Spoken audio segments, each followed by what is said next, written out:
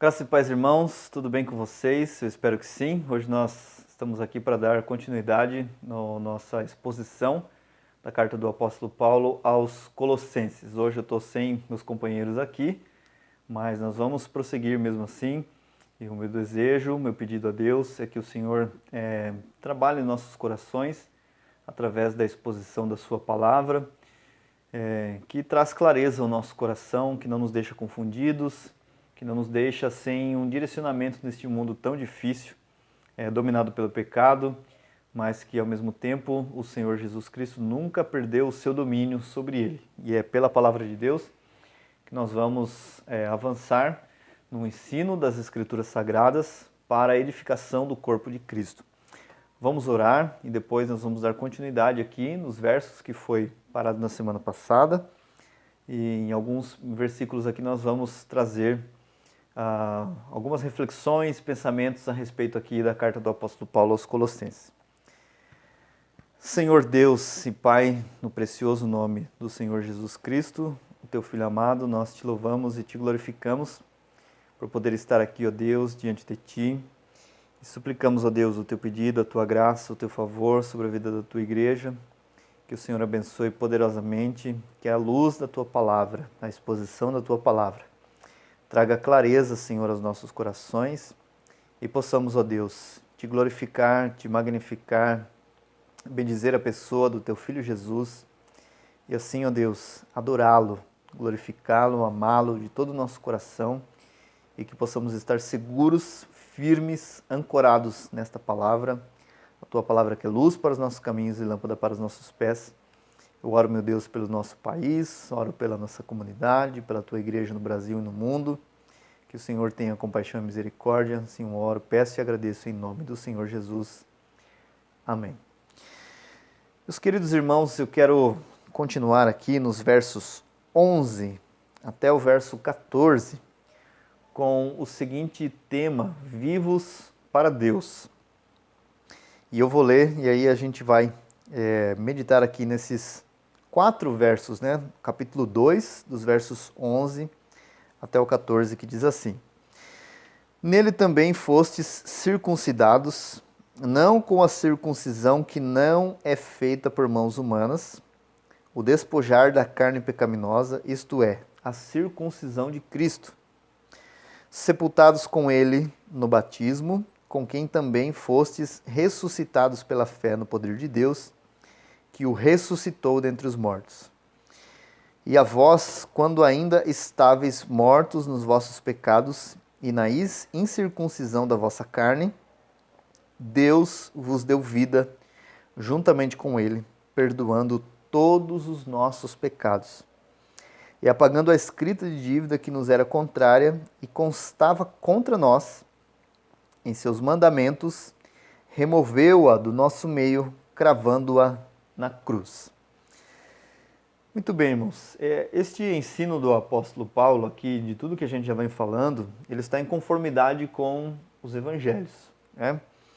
Então, a gente vê aqui que pelo poder da ressurreição do Senhor Jesus Cristo, o Senhor perdoou os nossos pecados. Ele nos fez vivos para Deus. E me vem à memória aquela passagem de Marcos capítulo 2, onde o Senhor Jesus cura, né, um paralítico, e ele diz assim: para saber que o Filho do Homem tem poder para perdoar pecados, eu te digo, levanta e anda, né?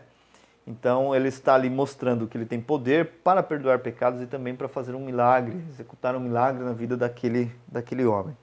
E assim que foi o que Deus fez nas nossas vidas, né? Nós estávamos mortos em nossos pecados e agora então nós estamos vivos para Deus. E é esta mensagem que o apóstolo Paulo está querendo mostrar, está pregando para a igreja de Colossos, que eles agora não estavam mais mortos para o pecado e no pecado, eles estão vivos para Deus, né? E vida abundante, vida em Cristo, é uma vida que é para ser desfrutada, né? Não é para o cristão, ele não pode perder tempo no pecado.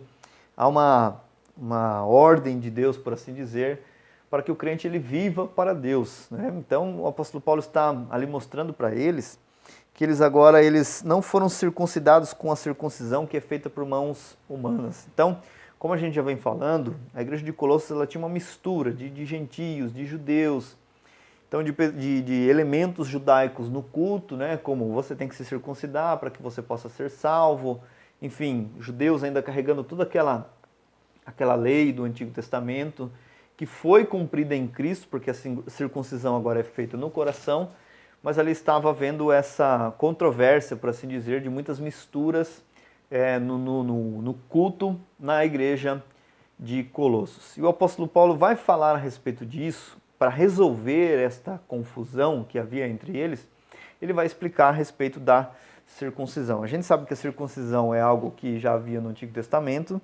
em que Deus, o próprio Deus, fez um pacto com Abraão e fez com que ele se circuncidasse, mas qual que era a ideia disso? A ideia não era que esse rito ficasse somente num rito externo, né? Nós aqui na nossa cultura, a gente tem um pouco de dificuldade de entender essas coisas, enfim, por muitas coisas, né? Sempre que a gente fala circuncisão, que está se referindo a um órgão masculino, nossa cultura sexualizada já leva sempre para outras coisas, mas Deus tinha um propósito em relação àquilo ali.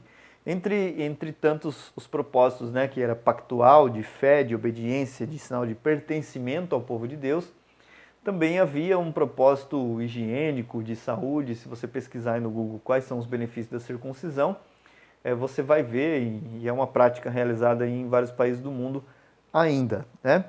Mas assim, qual que era o propósito do pacto? Por que Deus instituiu a circuncisão?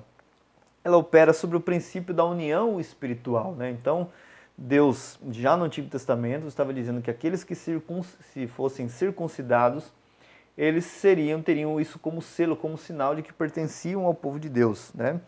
Então é o princípio da união espiritual da família em torno de seu cabeça, né? Você é filho de fulano, então você é circuncidado, você é filho daquela pessoa que por sua vez pertence ao povo de Israel, que também por sua vez pertence ao povo de Deus. Esse foi o pacto de Deus com Abraão, lá em Gênesis 17, né? Então a prática focalizava a atenção sobre a natureza espiritual do rito. Por quê? Para que o indivíduo pudesse entrar e participar da sociedade como um adulto, né? Então, se ele não fosse circuncidado, ele não desfrutaria dos benefícios de ser alguém pertencente ao povo de Israel, a aliança e a sociedade como um todo, né? E o Novo Testamento, ele vai falar isso em termos muito objetivos, que sem a obediência da fé, a circuncisão se torna incircuncisão. Se você ler Romanos capítulo 2 e o verso 25, eu vou ler aqui rapidinho, o apóstolo Paulo também está tratando deste dilema e dessa questão lá na igreja de Roma, né? Porque de fato a circuncisão é proveitosa se cumprires a lei, mas se é transgressor da lei, a tua circuncisão se tornou incircuncisão, ou seja, ninguém poderia obedecer perfeitamente à lei de Deus, né? E aqui os judeus estavam sendo acusados de guardarem uns mandamentos e negligenciarem outros, né? Então tinha que ser acompanhado da fé. Então, este é o objetivo da circuncisão. Então, Cristo operou uma circuncisão no nosso coração, removendo o coração de pedra e nos dando um coração de carne, que são os benefícios da nova aliança em Cristo que Deus realizou conosco ali na cruz, que está falando aqui também neste texto. Então o Novo Testamento fala disso, e a circuncisão lá no Antigo Testamento, ela apontava para algo muito maior, que era o que Deus faria no coração. Se a gente olhar Deuteronômio capítulo 30 e o verso de número 5, a gente vai ver que o próprio Deus já tinha dito para o povo de Israel que ele circuncidaria o coração do povo para que o povo pudesse obedecer.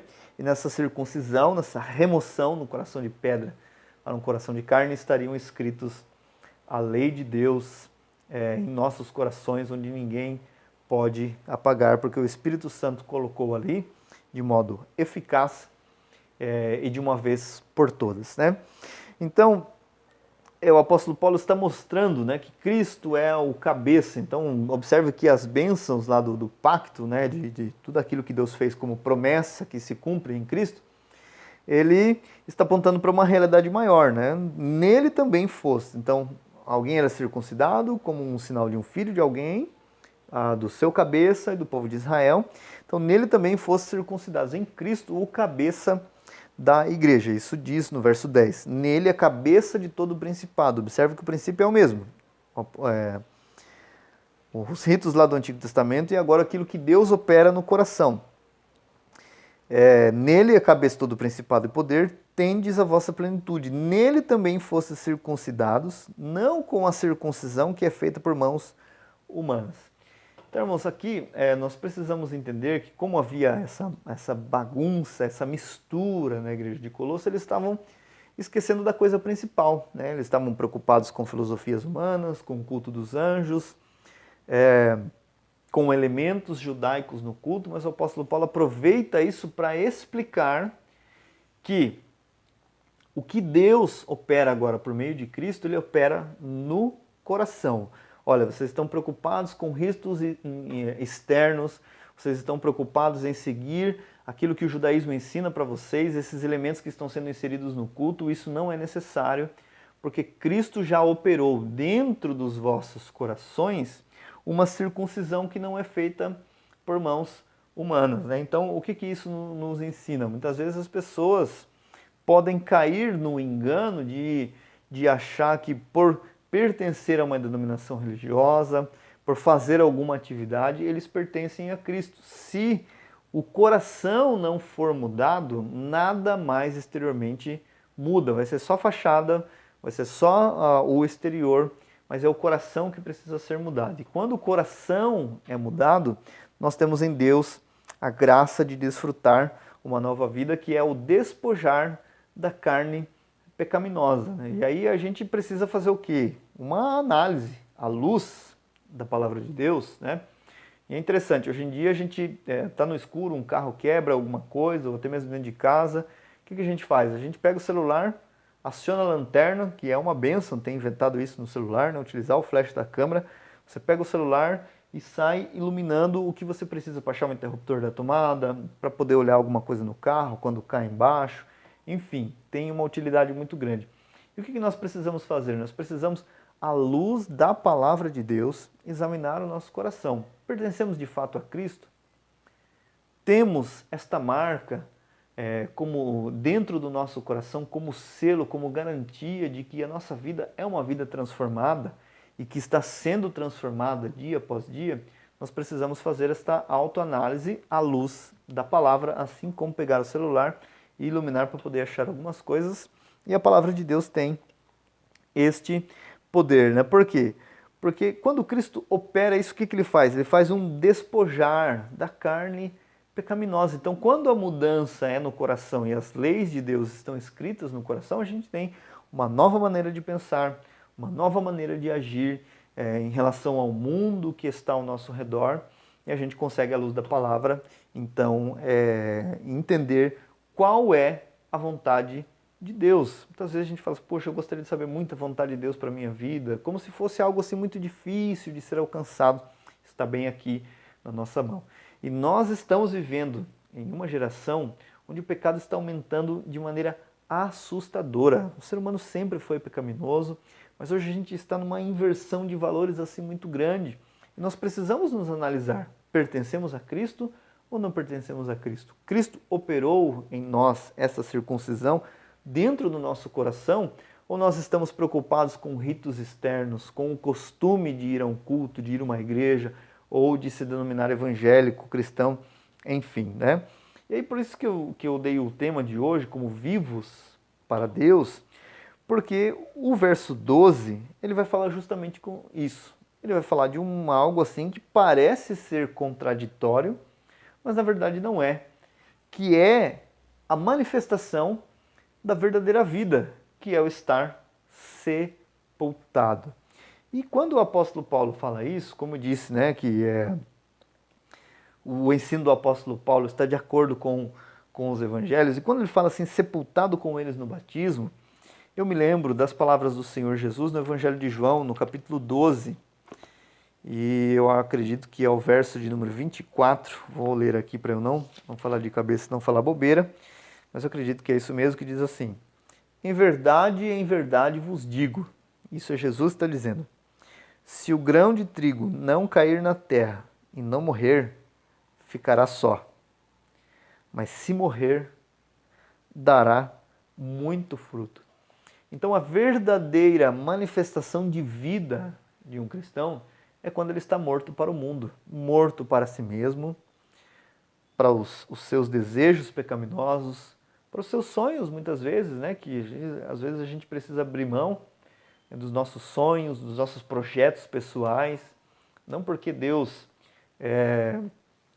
tem assim, como que eu posso dizer, não quer que a gente seja bem sucedido, não, enfim, mas Deus sabe a real motivação do nosso coração, né?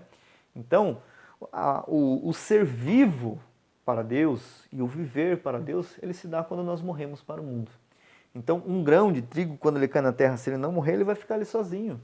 Mas se morrer, ele dará muito fruto. E isso está em conformidade com o que o apóstolo Paulo diz para a igreja de Colossos, sepultados com ele no batismo. O batismo o que é? Uma manifestação pública de que nós morremos e o velho homem está sendo sepultado. Por quê? Porque se nós não entendermos o viver uma nova vida em Cristo, e nós iremos para o batismo, de que forma?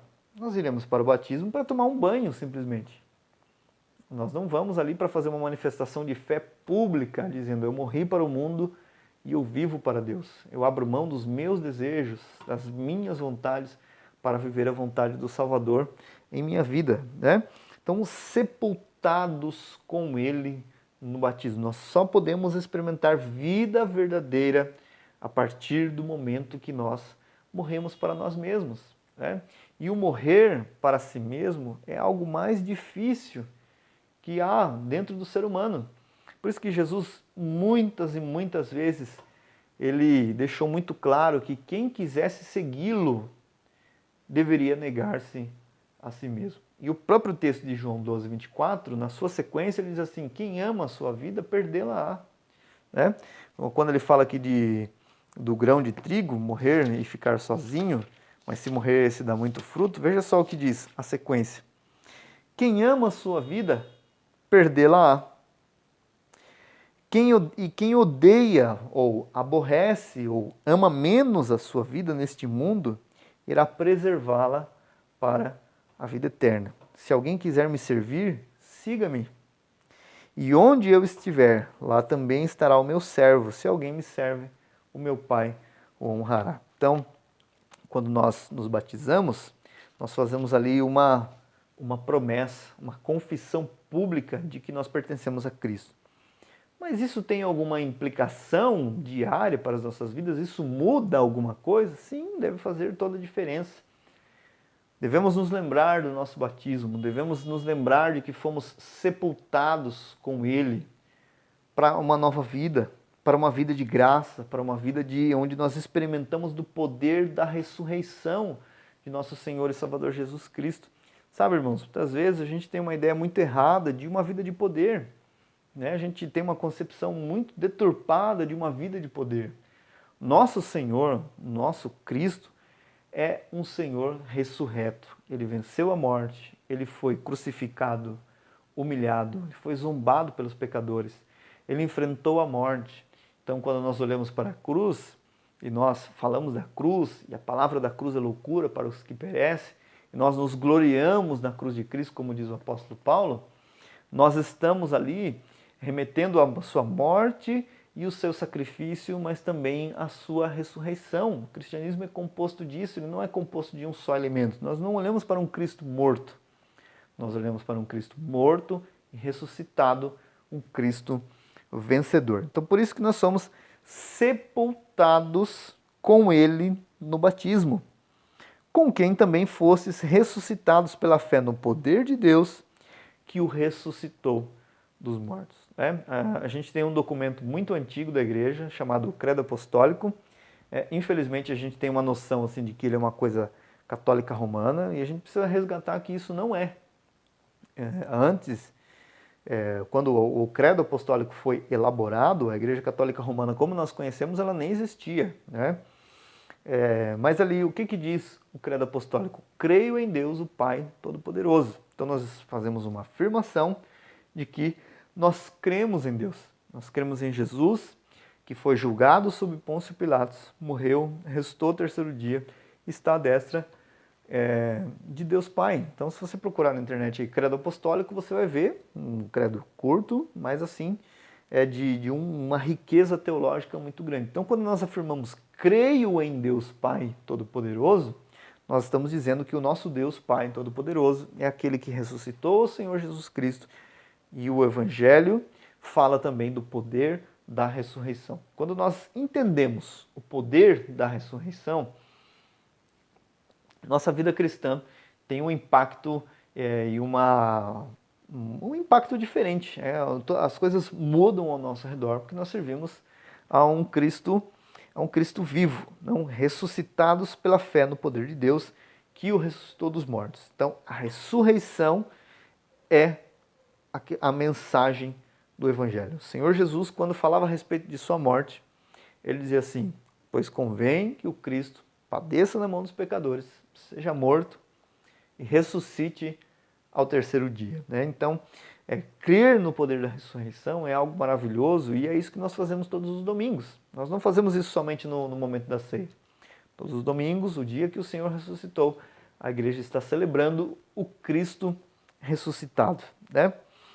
E aí, ele diz aqui também nos versos 13 e 14, que a gente vai fazer aqui o fechamento: e a vós, quando ainda estáveis mortos nos vossos pecados e na incircuncisão da vossa carne. Ou seja, nós não precisamos de um rito externo para ter o senso de pertencimento a Deus. Nós precisamos de algo operado dentro do nosso coração. Deus vos deu vida juntamente com Ele, perdoando todos os nossos pecados. Irmãos, se nós, em um momento de meditação, seja pela manhã, seja durante o culto, seja em que momento for, a gente parar e meditar como Deus nos perdoou em Cristo, muita da bagagem ruim que a gente carrega dentro do nosso coração, ela cai por terra. Muitos dos problemas que a gente diz, que a gente enfrenta, ele é deixado de lado. Porque a gente faz parte, estamos unidos pela fé com o Senhor Jesus Cristo, pela ressurreição, E Ele nos perdoou. Às vezes eu fico assim, pensando, como pode Deus perdoar pecadores? Como pode Deus amar pecadores? Quando a gente olha para dentro de nós mesmos, a gente vê tanta miséria, tanta falha, corrupção. E Deus nos perdoou, Então, e nós ainda estávamos mortos. Nenhum morto dá um passo para nada. Morto não respira, não vê, não fala, não sente, Por isso que você fala de Deus para uma pessoa que não conhece o Evangelho e ele não está nem aí, ele não sente nenhum impacto, ele não sente nada, porque ele está morto. E aí que a graça de Deus precisa tocar soberanamente na vida deste homem, desta mulher, para que ele possa enxergar as suas misérias e ver Deus na sua santidade. Então nós estávamos mortos, é uma ação de Deus para nos dar vida. Nós não temos nada, nós mesmos nós somos falhos e pecadores, mas o Senhor foi ao nosso encontro, o Senhor nos ressuscitou, por isso que diz, sepultados com Ele no batismo. Então o ato do sepultamento mostra que alguém já morreu, Então eu não posso enterrar alguém vivo, eu tenho que enterrar alguém morto, não tem como enterrar alguém. Até tem, mas essa pessoa vai gritar e vai ser um crime. Mas as pessoas estão mortas em seus pecados. E há uma ação de Deus que ressuscita pecadores. Então, a nossa salvação ela é comparada à ressurreição de Lázaro. Lázaro estava morto, o Senhor Jesus disse, venha para fora. O Senhor ressuscitou ele e também ressuscitou a nós pelo poder de Deus em Cristo. Então, quando nós ainda estávamos mortos, não pertencíamos à família de Deus. E essa questão de pertencer à família de Deus, irmãos, muitas vezes a gente tem assim uma experiência familiar muito ruim. E muitos de nós não gostamos da ideia de pai. A gente tem uma referência familiar ruim, não é todo mundo, mas muitas pessoas sofrem isso, né? A gente tem uma referência familiar muito ruim. E quando a gente pega essa questão pai e coloca ela em Deus, a gente fala, poxa, mas será que Deus é um pai em termos humanos, um pai que não cuida, um pai que é ausente, um pai que isso, um pai que aquilo? Irmãos, nossos referenciais humanos não servem para medir o padrão do amor de Deus, do caráter de Deus e da sua santidade, né? Deus é um pai, pai de órfãos, diz acho que o Salmo 68, se não me engano, é um pai para os seus filhos.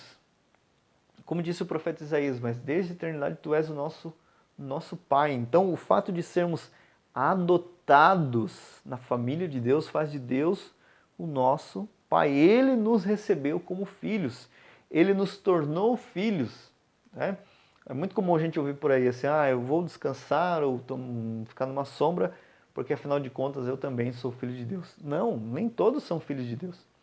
Filhos de Deus são aqueles a quem Ele depositou o seu amor e em Cristo Ele ressuscitou como mortos que estavam e agora eles são vivos para Deus, né? Então Ele nos deu vida juntamente com Ele, perdoando todos os nossos pecados. Então Ele perdoou os nossos pecados e continua, por causa de Jesus Cristo, ainda perdoando também os nossos pecados. E aí o verso 14 diz assim, apagando a escrita de dívida que nos era contrária e constava contra nós em seus mandamentos, removeu-a do nosso meio, cravando na cruz. Então, o apóstolo Paulo está aqui usando a imagem de uma cédula de dívida, né, que os escravos tinham naquela época.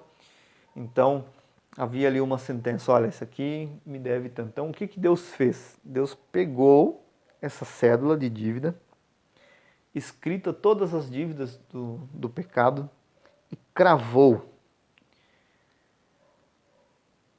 removendo-a do nosso meio, cravou na cruz, apagando a escrita de dívida. Então é como se Deus pegasse uma cédula, a cédula de dívida, aquela nota promissória, né? Essa pessoa me deve tanto. Ele pega essa cédula, apaga. O que ele utiliza para pagar? O sangue de seu filho amado, sangue precioso. Ele apaga esse escrito de dívida, ele remove.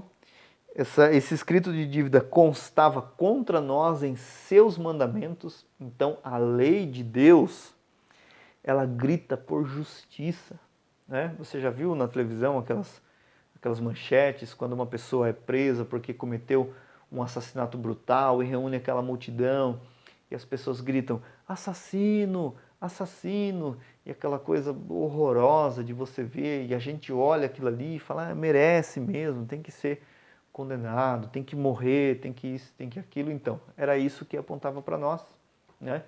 Era essa dívida que nos era contrária, essa cédula que nos era contrária, era isso que gritava contra nós. Morte, morte, culpado, culpado, culpado. Esse era o eco que estava, esse era não é nem um eco, é um megafone, um super, mega, ultra grito que urrava contra nós. Culpado, culpado, culpado. Nós somos culpados, mas alguém assumiu essa culpa. E isso é transferido para a pessoa do Senhor Jesus Cristo. Lembra-se de Pilatos, né? Quem querer que vos solte? Cristo ou Barrabás? Crucifica-o, crucifica-o. Imagine o grito dessa multidão. Deveria ser a coisa mais horrorosa deste mundo. Se para alguém que deve, tem a dívida, já é tão ruim, imagine para alguém inocente como nosso Senhor e Salvador Jesus. Então isso foi depositado nele, né? Então vamos ler de novo aqui. Apagando a escrita de dívida que nos era contrária e constava contra nós em seus mandamentos. Por quê? Porque os mandamentos de Deus, eles são perfeitos. Às vezes a gente aqui com a nossa ótica do nosso mundo aqui na América do Sul, América do Norte, Europa, né, chamado mundo ocidental, a gente não consegue entender muito isso. Mas a lei de Deus, A justíssima lei de Deus exigia isso. Olha só, contra nós em seus mandamentos. Não terás outros deuses diante de mim. Nós temos outros deuses. Não farás para ti imagem de escultura. Nós fazemos imagem de escultura. Não furtarás, nós furtamos. Não roubarás. Não cometerás adultério. O homem comete pecados em cima de pecados. Né? Tudo isso, os mandamentos de Deus gritavam contra nós. E Deus precisava executar justiça. Né? Mas ele não executa a justiça simplesmente matando todo mundo, ainda que os homens mereçam. Mas ele executa a justiça, fazendo com que alguém puro, santo, imaculado, assumisse essa culpa. E aí a justiça de Deus é realizada. Então ele perdoa, perdoando todos os nossos pecados. É por isso que quando a Bíblia nos dá a orientação sobre o perdão, ela nos remete a olhar como Deus nos perdoou. Por isso que Jesus, na oração do Pai Nosso, diz: se tiver alguma queixa contra alguém, alguma ofensa, perdoai. Porque se não perdoardes aos homens as ofensas de coração, o vosso Pai Celestial também não vos perdoará. Então, irmãos, pessoas vivas para Deus, ainda que com todas as suas lutas, com todas as suas dificuldades, eles conseguem desfrutar do perdão de Deus e estar em uma condição de perdoado para perdoador. Então, isso aqui, irmãos, mostra como a cruz ela humilha o ser humano. E ao mesmo tempo ela traz glória. Né? O apóstolo Paulo diz: longe de mim esteja de me gloriar, a não ser na cruz de nosso Senhor e Salvador Jesus Cristo. Então, o que ele diz com isso? Eu não quero me orgulhar, eu não quero ser cheio de mim mesmo, não quero ser cheio do meu ego, que só me leva à destruição. Longe de mim esteja de me gloriar, a não ser na cruz de nosso Senhor e Salvador Jesus Cristo. Então o apóstolo Paulo está pegando toda a sua fraqueza, todos os seus pecados, as suas lutas diárias, onde ele mesmo diz que foi-lhe dado um espinho na carne, e está colocando aos pés da cruz. Né? Então, é isso que a Bíblia nos orienta a fazer, a nos colocar aos pés da cruz, a nos colocar diante do Senhor, do Salvador, que perdoou a nossa dívida, que apagou a escrita de dívida que nos era contrária. Imagine, a gente tem um sistema hoje, né, nas polícias no Brasil e no mundo, onde você tem uma ficha criminal. E aí tem gente que tem uma ficha quilométrica. Né? Agora imagine nós, quilômetros seriam poucos para medir a nossa culpa diante de Deus. Né? Por quê? Porque basta uma cédula, não precisa nem de uma ficha extensa, basta uma cédula para nos acusar diante de Deus. Mas basta também o sangue derramado, o sangue de nosso Senhor e Salvador Jesus Cristo, que ele apagou a escrita de dívida que nos era contrária e constava contra nós, seus mandamentos, removeu-a do nosso meio, cravando na cruz. Então, se você de repente está atormentado pelos seus pecados, corra para a cruz e olhe como teu Salvador te perdoou, como ele cravou seus pecados naquela cruz e como ele te perdoou. Se você também não sente o peso do pecado, se você consegue pecar em paz, peça para que Deus tenha misericórdia de você, para que você possa ver quão grande dívida te era contrária e o Senhor Jesus lhe oferece perdão. E quando nós desfrutamos do perdão do Senhor, nosso Deus, na pessoa de Jesus Cristo, pelo seu Espírito Santo, nós desfrutamos de uma alegria tão indizível, porque aqueles que não conseguem desfrutar do perdão de Deus, eles não têm paz em si mesmos. Né? E assim, nós não podemos recorrer a métodos humanos, como a gente vê por aí nas redes sociais ou nos comentários, e a felicidade, a paz. Só existe felicidade em Deus, porque é onde o homem é reconciliado com o seu Criador. Só existe paz verdadeira quando Deus e o homem e Deus, eles são reconciliados. E esta é a mensagem do Evangelho, né? Quando a Bíblia diz assim, temos paz com Deus, não é aquele sentimento da paz de Deus, que excede todo o entendimento, que guarda os nossos sentimentos, como disse Paulo aos Filipenses, mas é a paz com Deus, onde a inimizade é afastada, né? E olha, irmãos, nós precisamos, e está à nossa disposição, o perdão de Deus, a graça de Deus, né? O Senhor não nos mostra, lembra da lanterninha do celular? Ele não nos mostra a luz da sua palavra, os nossos pecados, para não apontar o remédio. Ele nos mostra o nosso pecado, nos apontando o remédio. E uma das coisas que a igreja levanta como bandeira é a bandeira ensanguentada do Evangelho, se assim podemos fazer essa analogia, né? Então, João, quando ele escreve a sua primeira carta, um dos motivos que ele encoraja aqueles leitores da sua carta a terem segurança em Deus é que o sangue de Jesus Cristo nos purifica de todo o pecado, né? Então, desfrutar do perdão de Deus é desfrutar de segurança. Desfrutar do perdão de Deus é desfrutar do seu amor. Desfrutar do perdão de Deus é desfrutar de paz com Deus e de não viver atormentado pelo pecado, porque achando que Deus não vai nos perdoar. Isso é uma ideia diabólica, né? A gente pode sim sofrer as consequências e tudo mais, mas o perdão de Deus nos dá a segurança, o perdão de Deus nos dá a garantia de que somos amados por Deus e que Ele riscou, apagou esse escrito de dívida que era contra nós. Então, irmão, se você vive atormentado de repente pelos seus pecados, pelas suas falhas, há perdão de Deus, perdão naquela cruz, a graça.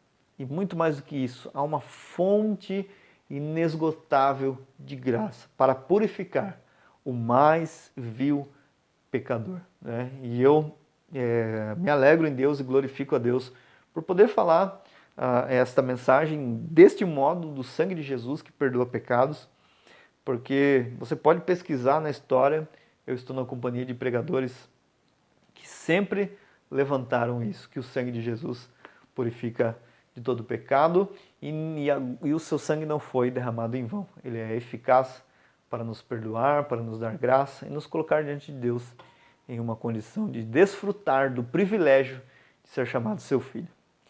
Meus irmãos, espero retornarmos em breve do modo presencial, nas terças-feiras.